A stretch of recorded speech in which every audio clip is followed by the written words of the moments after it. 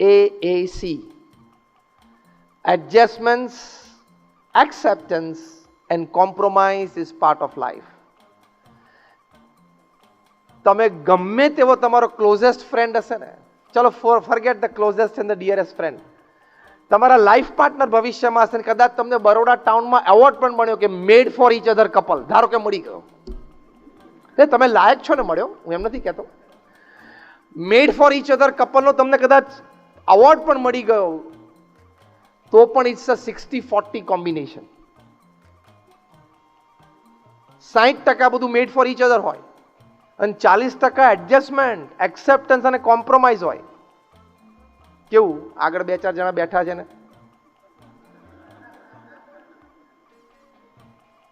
કોઈનું પોતાનું ધાર્યું કાયમ થતું નથી, ઘરમાંય નહીં ને ઓફિસમાંય નહીં.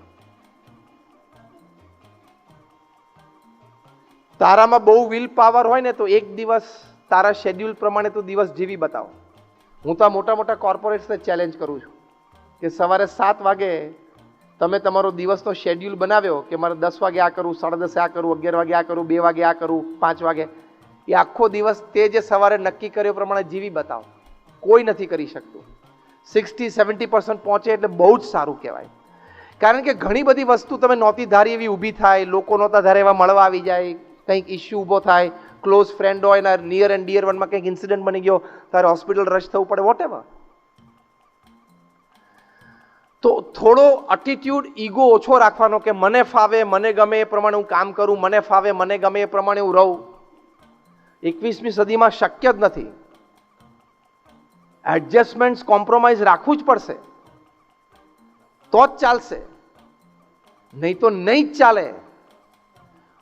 વળવાની, ઝૂકવાની, નમી દેવાની, જતું કરવાની, મન મોટું રાખવાની ટેવ અત્યારથી શરૂ કરી દેજો. This is a very big soft skill.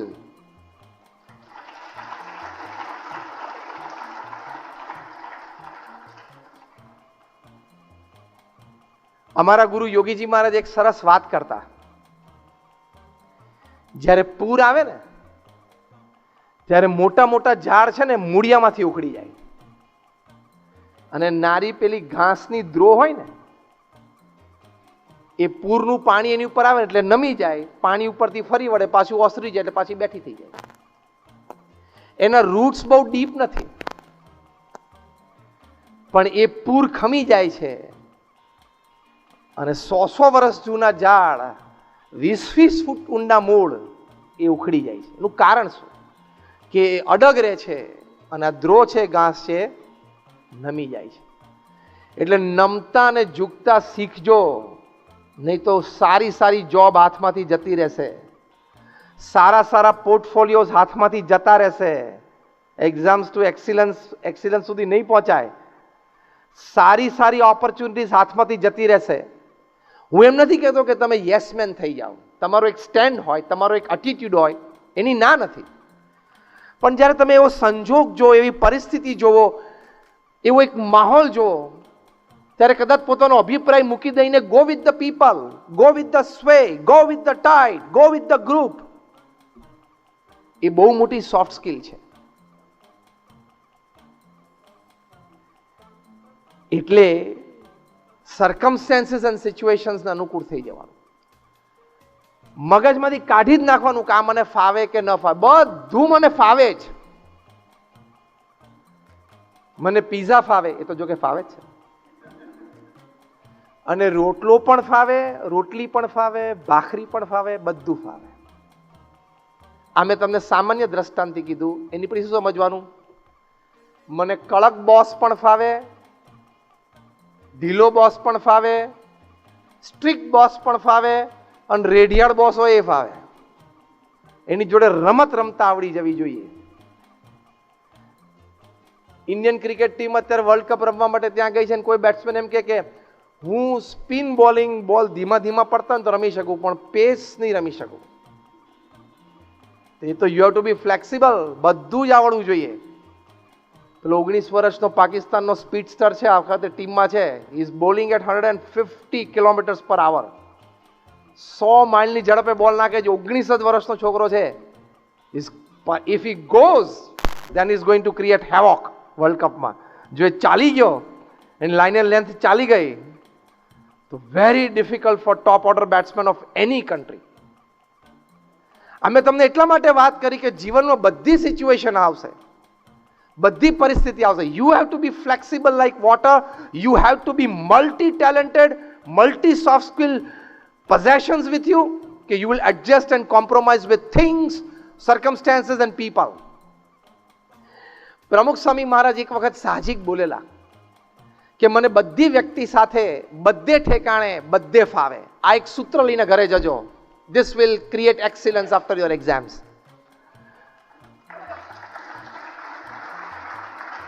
મને બધી વ્યક્તિ સાથે બધે ઠેકાણે બધે ફાવે.